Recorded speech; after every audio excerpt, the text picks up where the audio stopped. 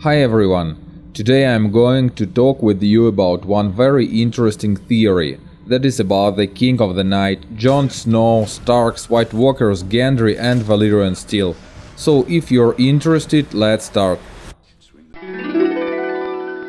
The main point, the theory we are talking about, is that at the end of the series we are faced with an epic fight between Jon Snow as the representative of the world of the living and the Night's King symbolizing the world of shadows. This sounds very trite, but at the same time very believable.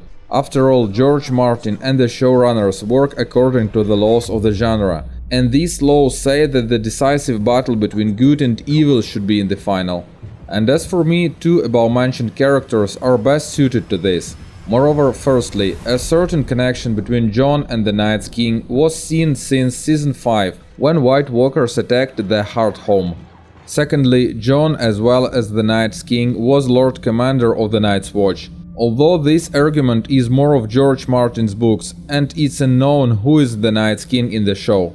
But on the other hand, the blood of Starks, who are the descendants of First Men, as well as the Night's King, courses through Jon's veins. Therefore, the King in the north and the leader of the others have a common origin. But these two characters are like the two sides of one coin, dark and bright, and these two essences should fight as a result.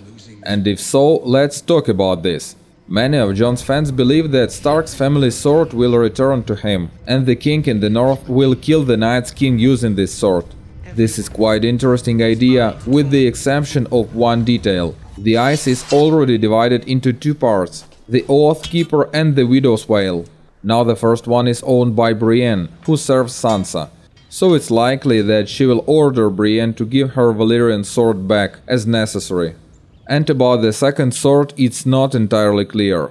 After Joffrey's death, Tommen owned it, but we don't exactly know where the Widow's Wail went after that. Although according to the spoilers, Jaime Lannister will own it in Season 7.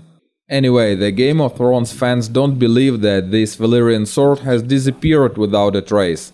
And it's quite possible that two separate swords will become ice, which will be forged by Gendry. I think that showrunners return him to the series for this purpose. Perhaps the apprentice blacksmith will find out about the secret of Valyrian Steel in 7th or 8th season, and the ice will become something like the Lightbringer. As for me, it's very possible that everything will happen like this. But what will happen in the battle of Jon and the Night's King is a big question.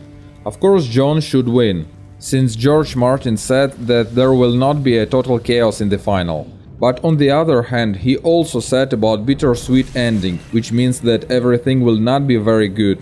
Maybe Jon will kill the Night's King, but at the same time he'll die by himself. George Martin wrote that Jon Snow should live to the final, but will he survive the final? This is unknown.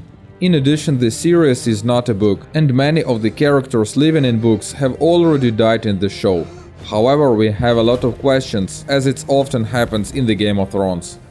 Summarizing the results, the final of the whole series should be the grandiose battle of Jon Snow and the Night's King. Snow will fight with ice, the ancient Stark sword pounded by Gendry. But the greatest mystery is still how it all ends. I'm waiting for your thoughts in the comments. How in your opinion will end the Game of Thrones? And that's all for today. Thanks everyone for watching. Don't forget to share this video and subscribe to our channel. Have a great day and see you later.